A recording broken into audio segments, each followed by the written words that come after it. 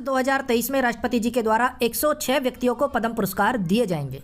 पद्म विभूषण 6 व्यक्तियों को दिया जाएगा, पद्म भूषण 9 व्यक्तियों को दिया जाएगा, पद्मश्री 91 व्यक्तियों को दिया जाएगा। इनमें 19 महिलाएं हैं और 2 व्यक्ति एनआरआई श्रेणी में आते हैं और 7 व्यक्ति ऐसे हैं जिन्हें मरणोपरांत ये पुरस्कार दिए जाएंगे। कौन कौन है डिटेल में जानेंगे। उससे पहले इन पुरस्कारों के बारे में थोड़ा सा बेसिक से जान लीजिए, वेरी इंपॉर्टेंट है, एग्जाम में पूछे जाते हैं। तो देखिए, भारत का सर्वोच्च नागरिक सम्मान है भारत रत्न, जिसकी स्थापना हुई 2 जनवरी 1954 को। उसके बाद है पद्म विभूषण, ये भारत का दूसरा सर्वोच्च नागरिक सम्मान है। इसकी स्थापना भी 2 जनवरी 1954 को हुई थी। देखिए दोस्तों, ये इनका क्रम वेरी इंपॉर्टेंट है। कई बार एग्जाम में यहाँ से पूछ लेते हैं कि भारत का दूसरा सर्वोच्च नागरिक सम्मान कौन सा है, तीसरा सर्वोच्च नागरिक सम्मान कौन सा है, तो ये क्रम भी इनके वेरी इंपॉर्टेंट है। पद्म भूषण ये भारत का तीसरा सर्वोच्च नागरिक सम्मान है। इसकी स्थापना भी 2 जनवरी 1954 को हुई।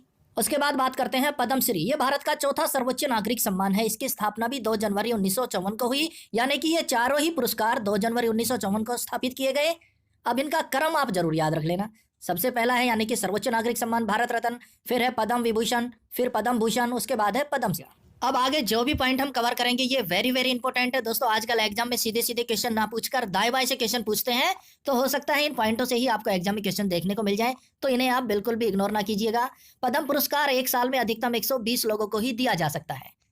देखिए, ये जो पुरस्कार है अपने पद्म पुरस्कार, ये एक साल में अधिकतम 120 लोगों को दिए जा सकते हैं। नेक्स्ट है, किसी भी व्यक्ति को ये तीनों सम्मान मिल सकते हैं। कोई भी व्यक्ति है उसे तीनों चारों सम्मान मिल सकते हैं, लेकिन एक सम्मान मिलने के बाद दूसरे सम्मान के लिए उसे कम से कम 5 साल इंतजार करना पड़ेगा। 5 साल का अंतराल होना चाहिए। उसके बाद है पद्म पुरस्कारों के लिए नामांकन हर साल 1 मई से 15 सितंबर तक किया जाता है।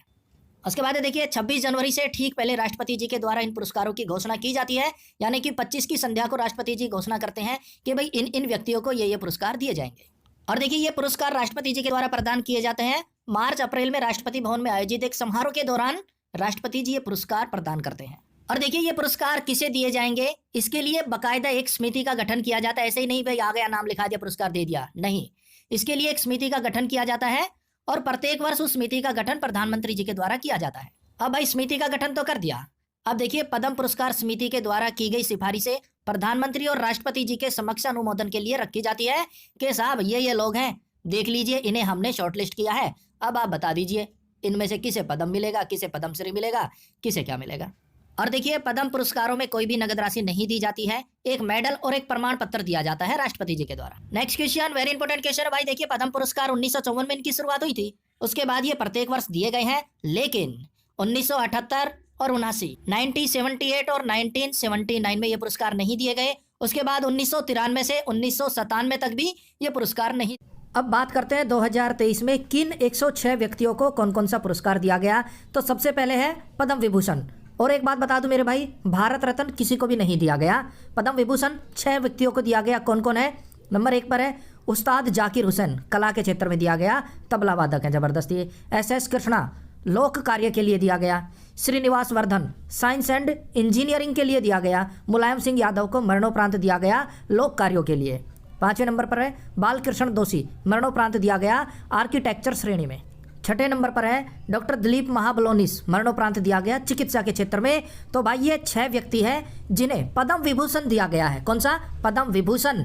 अगर आप कहेंगे तो इस पर सेपरेट ट्रिक वीडियो भी हम बना देंगे, फिलहाल आप इन्हें डिटेल से देख लीजिए। 2023 में 9 लोगों को दिया जाएगा। पहले नंबर पर है SL भैरप्पा, साहित्य और शिक्षा के क्षेत्र में, ये कर्नाटक से हैं। दूसरे नंबर पर कुमार मंगलम बिड़ला, व्यापार एवं उद्योग में, महाराष्ट्र से हैं।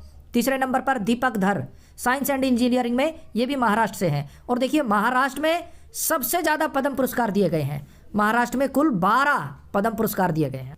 उसके बाद है वाणी जयराम, कला के क्षेत्र में दिया गया, ये तमिलनाडु से।